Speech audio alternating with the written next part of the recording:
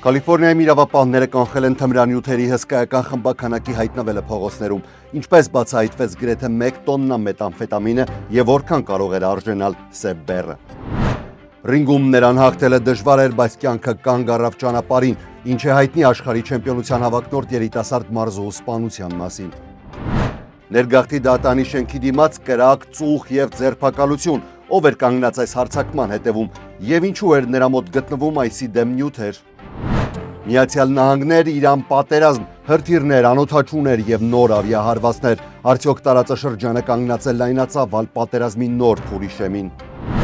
Միացյալ Նահանգները հայտարարում է, որ չի պատրաստվում միայնակ պաշտպանել աշխարհի առևտրային նավերը, ինչ պահանջներ է Վաշինգտոնը ներկայացնում մյուս երկրներին եւ արդյոք դեռ կա դիվանագիտական ճանապարհ։ Պետքարտուղարությունը հազվադեպ նախազգուշացում է հրապարակել զբոսաշրջիկների համար, որ երկրներում են վտանգներն աճել եւ ինչ են կոչ անում իշխանությունները։ Այս եւ մի շարք այլ նյութերի մանրամասները հաջորդիվ։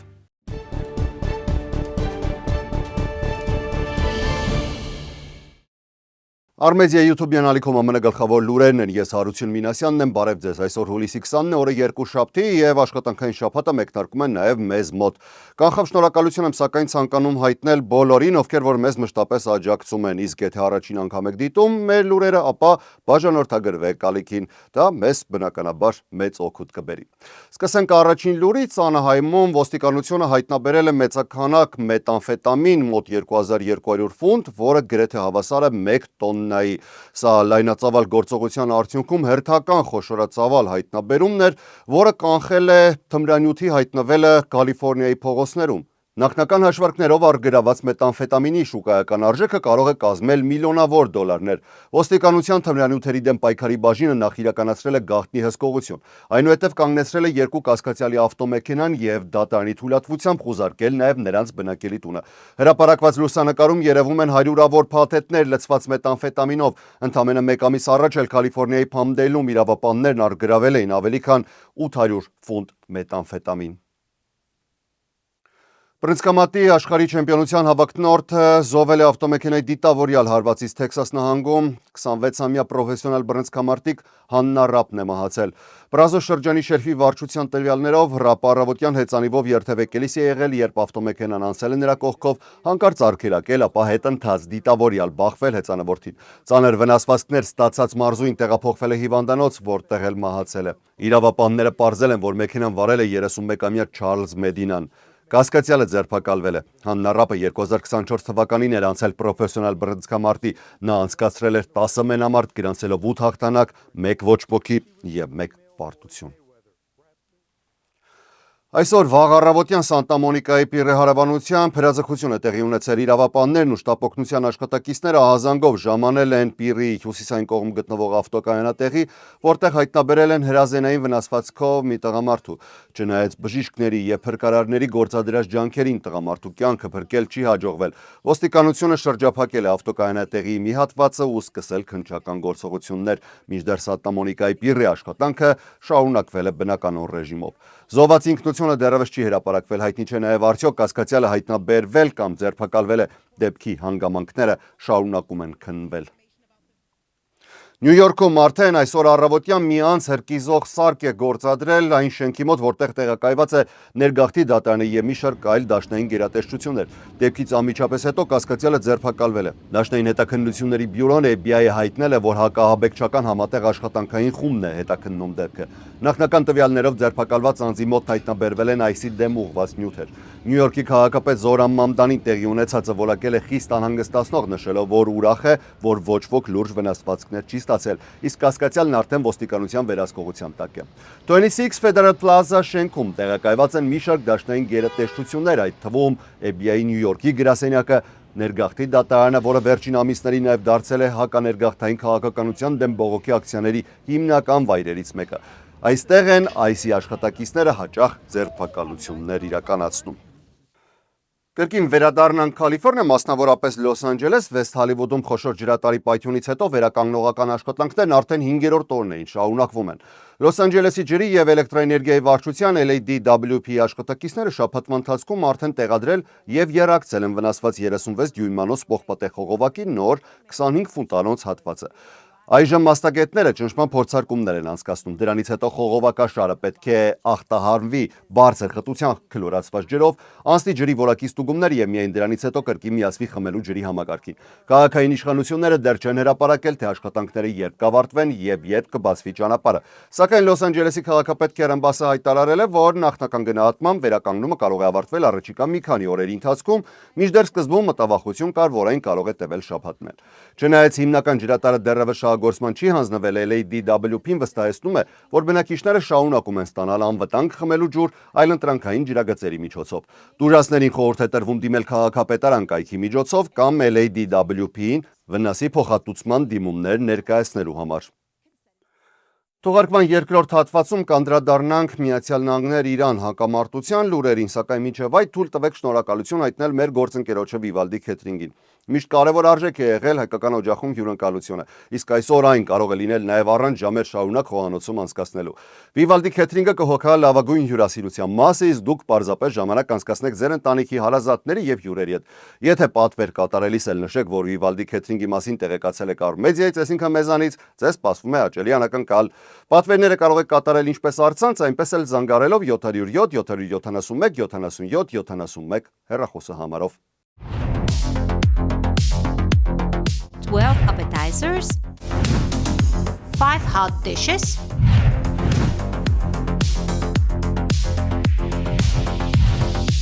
5 sides, $300 for 10 to 12 people. Make every moment a Vivaldi moment.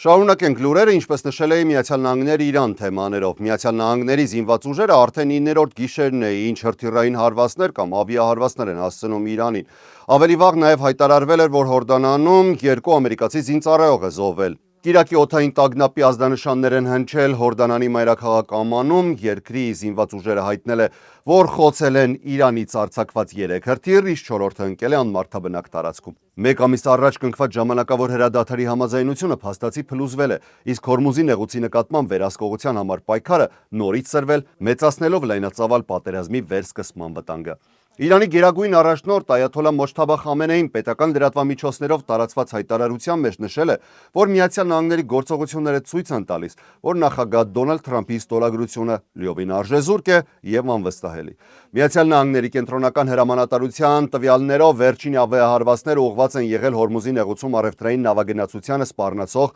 Իրանի հնարավորությունների թուլացմանը, ինչպես նաև Հորդանանում ամերիկացի զինծառայողների վրա հարձակում իրականացրած Իսլամական հեղափոխության պահապանների կորպուսի ստորաբաժանումներին։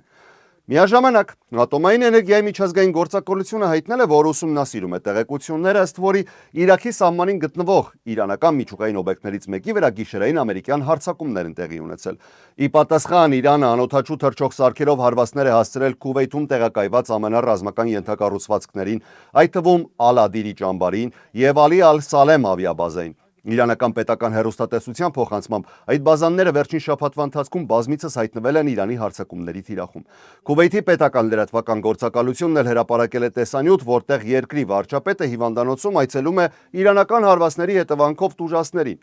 Պատերազմի մեկնարկից ի վեր զոհված ամերիկացի զինծառայողների թիվը հասել է 17-ի, իսկ վիրավորներինը ավելի քան 420-ի։ Իրանի առողջապահության նախարարության տվյալներով միայն վերջին 3 շաբաթների ընթացքում Միացյալ Նահանգների հարվածների հետևանքով Իրանում զոհվել է առնվազն 50 մարդ, ավելի քան 500-ը վիրավոր են։ Ընդհանուր առմամբ հակամարտության ընթացքում հազարավոր մարդիկ են զոհվել, միլիոնավորներ է տեղահանվել։ Ամենածանր հումանիտար հետևանքները գրանցվում են բնականաբար Իրանում եւ Լիբանանում, որտեղ կրկին ակտիվացել է Իսրայելի եւ Իրանի աջակցությունը վայելող Հեզբոլլահ խմբավորման միջև պատերազմը։ Պենտագոնը հրապարակել է զոհված զինծառայողների անունները եւ ըստ այդ տվյալների զոհվել են 19-ամյա շարքային Իզաբելա Գոնսալեսը եւ 25-ամյա առաջին լեյտենանտ Թայլեր Ջեյմս Ֆենը։ Զոհվածների ինքնությունը հրապարակվել է այսօր հուլիսի 20-ին Իրանի դեմ Միացյալ Նահանգների արդեն 9-րդ անընդմեջ գիշերային ավիահարվածներից հետո։ Նախագահ Դոնալդ Թրամփը հայտարարել է, որ վերջին հարվածները կատարվել են զոհված ամերիկացի զինվորների հիշատակին։ Նա նշել է, որ Միացյալ Նահանգների գլխավոր նպատակն է վերջնականապես վերացնել Իրանի կողմից միջուկային զենք ստեղծելու ցանկացած հնարավորություն։ Նախագահի պնդմամբ գործողություններն այժմ արդեն ուղղված են ոչ թե պարզապես Իրանի կարողությունները սահմանափակելուն, այլ ամբողջությամբ վերացնելուն, որպեսզի Թեհրանը այլևս երբեք հնարավորություն չունենա ստեղծել միջուկային զենք։ ԱՄՆ կենտրոնական հրամանատարության տվյալներով վերջին հարվածներն ուղղված են եղել Իրանի ռազմական ենթակառուցվածքներին, հրամանատարական կենտրոններին, հրթիռների եւ անօդաչու սարքերի արձակման հարթակներին, ինչպես նաեւ կապի համակարգերի դեմ։ Պետքարտուղար Մարկո Ռուբիոն հայտարարել է, որ Միացյալ Նահանգները կշարունակի ռազմական գործողությունները Իրանի դեմ այնքան ժամանակ, քանի դեռ Թեհրանը շարունակում է հարձակումներ իրականացնել Հորմուզի նեղուցով անցնող առևտրային նավերի վրա։ Ռուբիոն նշել է, որ Հորմուզի նեղուցը միջազգային ջրային ուղի է եւ Միացյալ Նահանգների հարվածների հիմնական նպատակը իրանյան ռազմական օբյեկտների ոչնչացումն է, որոնք օգտագործվում են հրթիռներ եւ անօդաչու թռչող սարքեր արձակելու համար։ Նրա խոսքով Վաշինգտոնը պատրաստ է դիվանագիտական լուծման, սակայն դրա համար Իրանը նախ պետք է փոխի իր վարքագիծը եւ դադարեցնի հարձակումները։ Ռուբիոն հայտարարել է, որ Միացյալ Նահանգները այլևս չի ցանկանում միայնակ կրել Հորմուզի նեղուցով համաշխարհային նավագնացության պաշտպանության ամբողջ բեռը։ Նրա խոսքով այդ երթուղուց օգտվող մյուս երկրները նույնպես պետք է ֆինանսական եւ կամ ռազմական աջակցություն ցուցաբերեն, քանի որ Միացյալ Նահանգների պարտականությունը չէ անընդհատ ապահովել ամբողջ աշխարհի ծովային առևտրի անվտանգությունը։ Խոսելով Լիբանանի մասին, Ռուբիոն նշել է, որ երկրի ապագան կախված է ուժեղ եւ միասնական կառավարությունից, որը կկարողանա ամբողջությամբ վերահսկել երկիրը։ Նրա խոսքով Հեզբոլայի զինված ներկայությունը շարունակում է մնալ խաղաղության գլխավոր խոչընդոտը, իսկ Միացյալ Նահանգները ցանկանում է աջակցել Լիբանանին ներդրումների ներգրավման եւ ապագայում Միացյալ Նահանգների հետ ուղիղ ավիաչվերթների վերականգնման ուղղությամբ։ Վերջում Ռուբիոն ցավակցություն է հայտնել Հորդանանում զոհված ամերիկացի զինծառայողների ընտանիքներին, ընդգծելով, որ զինվորական ծառայությունը մշտապես կապված է մեծ մտանգների հետ եւ Միացյալ Նահանգները երախտապարտ է նրանց, ովքեր ամեն օր պաշտպանում են երկրի շահերը աշխարհի տարբեր հատվածներում։ Միացյալ Նահանգների պետքարտուղարությունը հազվադեպ կիրառվող համաշխարհային անվտանգության նախազգուշացում է հրապարակել արտերկրում գտնվող կամ ճանապարհորդող բոլոր ամերիկացիների համար, նշելով, որ Իրանի հետ պատերազմի հետևանքով աճող լարվածության պայմաններում նրանք կարող են դառնալ թիրախ։ Գերատեսչությունը կոչ է անում արտերկրում գտնվող ԱՄՆ քաղաքացիներին առավել զգոն լինել, հետևել տեղական իշխանությունների անվտանգության ցուցումներին եւ մշտապես հետևել պաշտոնական տեղեկություններին։ Նշվում է, որ Միացյալ Նահանգների դիվանագիտական ներկայացուցչությունները նախկինում արդեն թիրախավորվել են ինչպես Մերձավոր Արևելքում, այնպես էլ աշխարհի այլ տարածաշրջաններում։ Պետքարտուղարության հայտարարության համաձայն Մերձավոր Արևելքում շարունակվող լարվածության պատճառով անվտանգության իրավիճակը շարունակում է մնալ բարդ եւ հնարավոր են անսպասելի սրացումներ։ Ըստ հայտարարության, Իրանին աջակցող խմբավորումները կարող են հարձակումներ իրականացնել ԱՄՆ շահերի, ամերիկյան հաստատությունների կամ Միացյալ Նահանգների քաղաքացիների նկատմամբ աշխարհի տարբեր երկրներում։ Պետքարտուղարությունը նաև խորհուրդ է տալիս արտերկրում գտնվող ամերիկացիներին գնացվել STEP ծրագրում, որպեսզի ստանան անվտանգության օպերատիվ ծանուցումներ եւ անհրաժեշտության դեպքում ավելի արագ կապ հաստատեն ԱՄՆ դեսպանատների կամ հյուպատոսությունների հետ։